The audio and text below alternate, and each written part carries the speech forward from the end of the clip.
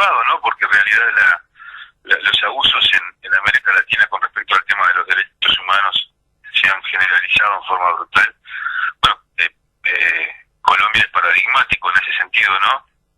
Colombia arranca con el asesinato de Leisar Gaitán hace ya 4 o 5 décadas.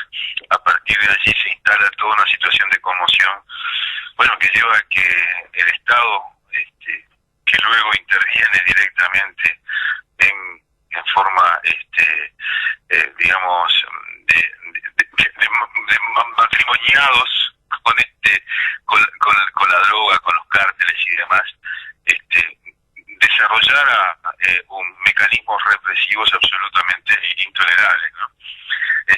Pero vamos a ir un poquito a los datos, ¿no? En Colombia, desde la firma del alto el fuego con la FARC, que fue una situación compleja, trabajada a nivel internacional, con la participación de la ONU, con la participación de Noruega, de Uruguay, participó en la misma, ¿no? Y se logró que un conflicto que no podía tener ya a esta altura del partido otra salida que no fuera un alto al fuego, firmara su acuerdo, su convenio, esto el 1 de diciembre de 2016. Del 1 de diciembre de 2016 a la fecha, asesinado a 276 combatientes que habían entregado las armas. 276. Me contaban algunos compañeros, ¿no?, que muchos de los excombatientes, cuando entregaban las armas, planteaban lo que estamos entregando acá en nuestra vida, y desgraciadamente por la historia también reciente, cuando otro grupo guerrillero entregó las armas y aniquilaron absolutamente a todos, la UP, en definitiva, lo que pasó y lo que está pasando tiene que ver con un correlato de un Estado en el cual quienes llevan adelante la conducción política del mismo no tienen, entre otras cosas, palabra, ¿no? Pero no solamente eso, sino que tienen la estrategia de, por ejemplo, cuando los organismos internacionales aceptan que hay por lo menos 6.200 falsos positivos durante esos años. 6.200 falsos positivos son personas que sacan de un lugar donde está viviendo, en el interior del país, le ponen un uniforme de guerrillero o algo por el estilo y los asesinan.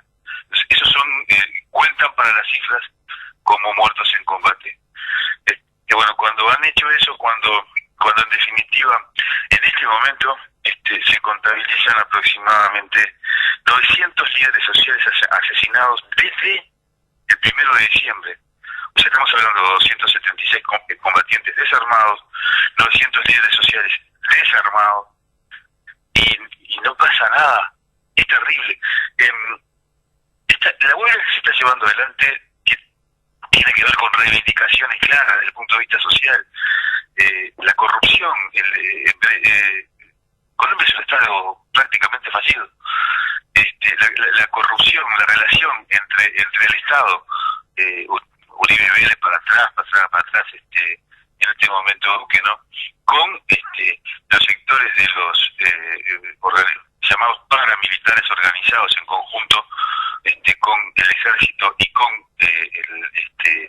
los productores de droga. Hay que recordar que Colombia es el principal productor de droga para Estados Unidos. El 80% de la droga que se consume en Estados Unidos se produce en Colombia, el país que tiene 8 bases militares de Estados Unidos. Sería interesante hacernos la pregunta de cómo y por qué llegan, qué significa en términos de generación de riquezas y de lavado de dinero. Todo esto es así, no lo decimos nosotros, los datos están y se pueden corroborar, pero además hay organismos internacionales que han intervenido, ¿no? Bueno, esta movilización que se desarrolla ahora por derechos en contra de los asesinatos y demás, ha tenido una respuesta del Estado que es brutal, ¿no? Yo voy a leer en un tuit Álvaro Uribe Vélez, que es en definitiva el que manda, porque este señor, el presidente, es su empleado, ¿no? En un tuit conminó a las Fuerzas Armadas a reprimir, llamó al ejército que utilice las armas fue el momento en el cual empezaron a utilizar las armas y asesinar manifestantes en Colombia ahora, en este último mes y pico, ¿no? Es tremendo. Bueno, eso es Colombia hoy. La violación de los derechos humanos es brutal. Las organizaciones de derechos humanos reportan 471 personas desaparecidas en las manifestaciones, de las cuales 371 siguen sin saber dónde están. Y está comenzando nuevamente a aparecer algo que de alguna forma se había atenuado.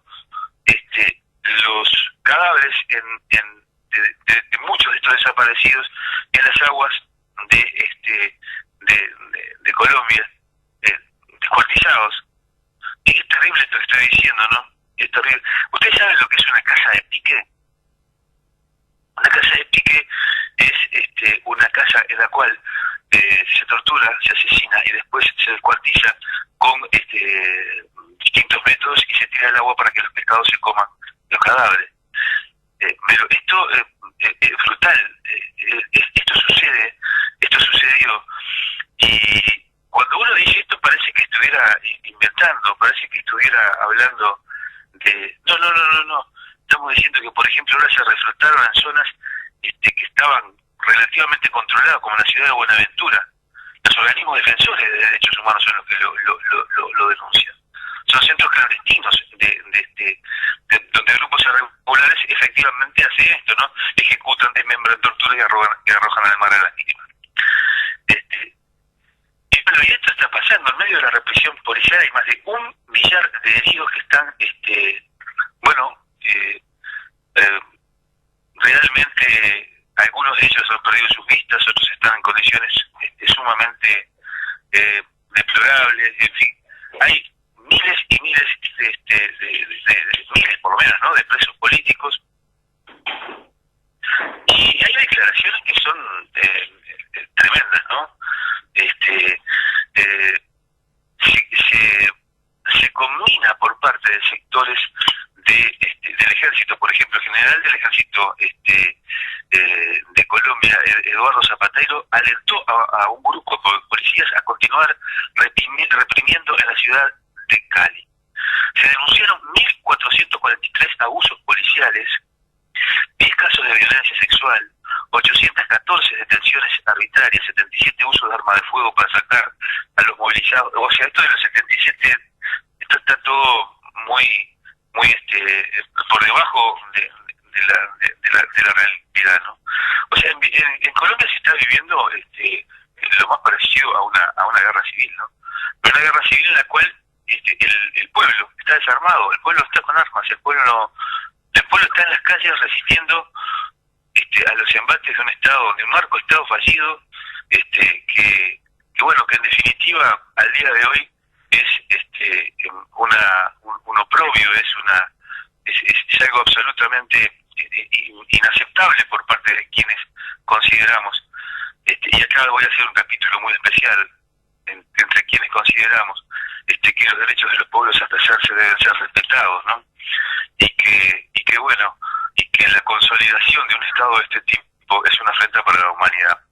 Y a mí personalmente me agradaría sobremanera, ¿no?, preguntarle a los señores senadores de nuestro país si no se han enterado de que esto está pasando en Colombia, si no piensan sacar por unanimidad una declaración condenatoria de la violación sistemática, de la desaparición, de la tortura, del ataque a los sectores indígenas y al asesinato de sus líderes. 2 masacres por semana se han contratado en lo que va del año.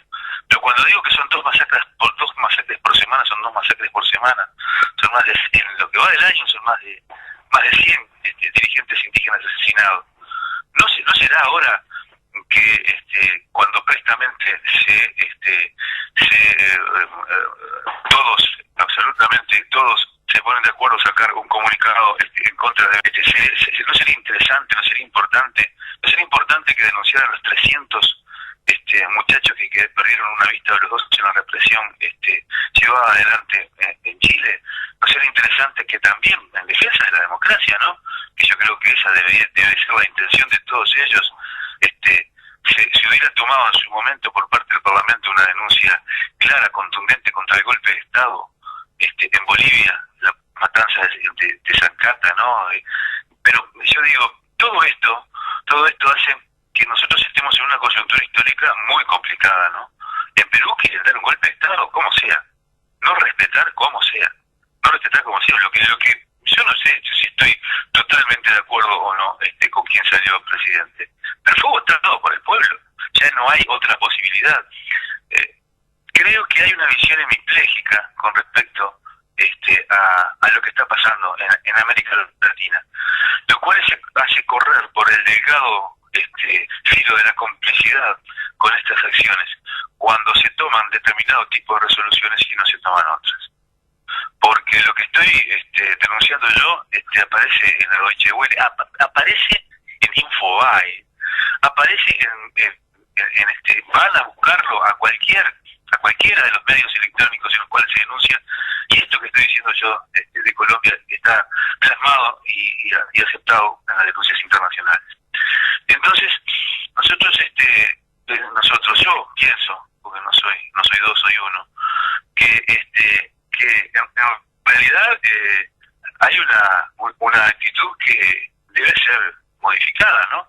Se debe tener la misma dureza para cuando se cuestiona y se condena a un país en el cual en este momento no están pasando estas cosas, ¿no? No están asesinando, haciendo asesinatos 2 veces por semana de líderes sindicales, ni están desapareciendo gente, ni están picando gente, ni están metiendo la presa, ni están convocando desde el Estado a reprimir. El tuit de Uribe es terrible, ¿no? Convocando a los soldados apoyemos el derecho de los soldados y policías a usar sus armas para defender su integridad y para defender las personas y bienes de terrorismo vandálico. Terrorismo vandálico son los gurises que están en la calle, el pueblo que está reclamando sus derechos. Eso es lo que comienza el grado de represión brutal que se llevó adelante. Y acá nuestro Parlamento no dice nada, el Senado no dice nada.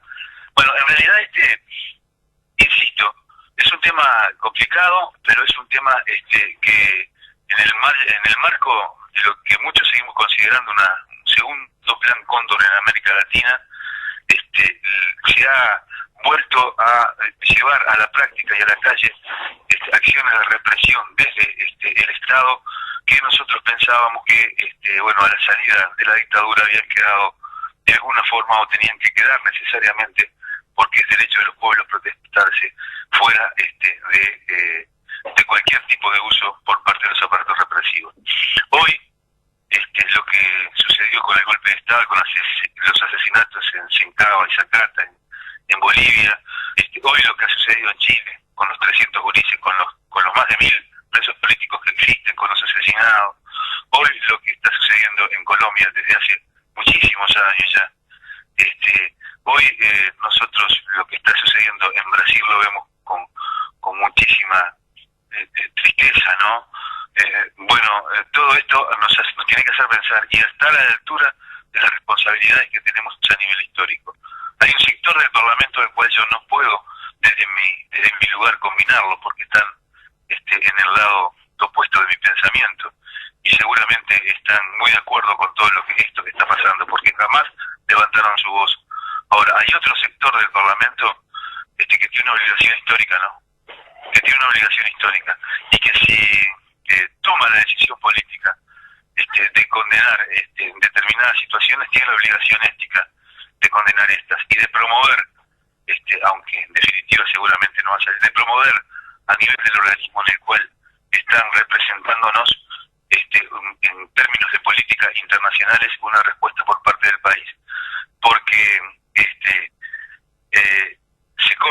se van corriendo estas actitudes, estas acciones, comienzan a ver en otras partes la instalación de algunas semillas que son peligrosas desde el punto de vista de acciones anticonstitucionales e ilegales por parte de sectores de la represión. Y bueno, cuando sea tarde cuando ya sea tarde para toda América Latina y para nosotros también, no nos va a quedar otra que la que tuvimos que soportar tal vez, y esto es lo que deseamos, que no pase en ningún país de América Latina nunca más, y está pasando, y que tampoco pase acá en el Uruguay. Y hay algunos indicios que son complicados, como el seguimiento de compañeros y compañeras que están realizando recolección de firmas para la luz por parte de integrantes de la policía. Y ayer fue denunciado a nivel fiscal del fiscal en Rocha. Cuando nosotros tenemos todo esto que aparentemente está mezclado, no está mezclado, está perfectamente diseñado y digerido en las entrañas de la OEA, del imperialismo, para poder controlar el patio trasero y para poder, en definitiva, una de las zonas más ricas del mundo y una reserva brutal que existe de todo, desde comida hasta petróleo y lo que quieran, para controlarla y para poderla tener como reserva estratégica, este patio trasero, de sus intereses económicos. Bueno, combinamos desde acá, a que el Senado tenga la valentía de condenar los asesinatos, la violación de los derechos humanos, las violaciones a hombres y mujeres en Colombia, los presos políticos, los desaparecidos, que tenga la valentía de condenar el llamado de Uribe Vélez a que sean reprimidos violentamente manifestantes pacíficos, porque le daría un nivel de legitimidad que creo que en el caso en el cual se continúe esta actitud omisa, está de alguna manera, insisto, haciendo caminar por el legado predictible del estar de acuerdo, ¿no?, a todos aquellos que en definitiva están representados.